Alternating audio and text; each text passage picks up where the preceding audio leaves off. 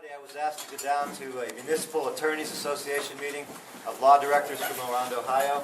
There were probably 50 in the room, and part of that day consisted of an update about Senate Bill 5.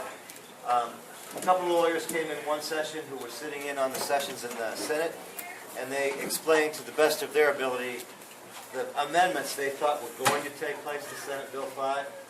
And then they pointed out that it has yet to go through the House. They anticipate passage there. There may be more amendments or not. The House is strongly party-dominated.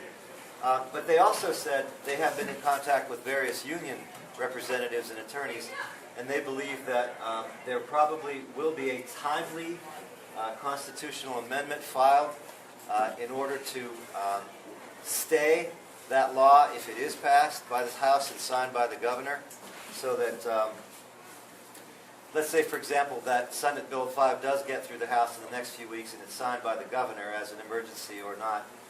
If that's timely filed, that attempt to get an amendment on the ballot or ballot language, that would stay the effects of Senate Bill 5 through the general election and a little bit beyond that, which of course is in November. So again, to the best of their ability, these lawyers who were in there monitoring it said that there are amendments that have changed it from its original intent somewhat, and that there may be changes yet. Now, what that means to us is this. Should some of those things remain in there, it will affect our budget pretty dramatically one way or another. For example, the health care provision, mandatory 20% minimum, not picking up employee pension pickup anymore. There are still some city employees who are not paying their own pension yet because they weren't part of those conversions that the unions had opportunities to do over the years, specifically non-bargaining unit managers. One of the unintended consequences, or perhaps intended consequences, would be that those folks get, in effect, an 8.5% pay decrease like that. We municipal lawyers started talking about some of the provisions that we saw that we thought might be subject to a bona fide challenge because they might violate federal law, if not state law.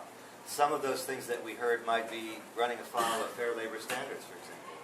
Some of the things we heard might run afoul of home rule. And that's why I was there. I was there to lecture for the last hour of the day on home rule. So we were already beginning to think about what things are permissible and will probably flow and what things aren't. So as we learn more, we'll tell you more. And Council, I can do that through a memo if you like, as we begin to understand it better and learn more. But these things can definitely affect our budgeting over the course of the next few months or the next several months, depending on the timing of all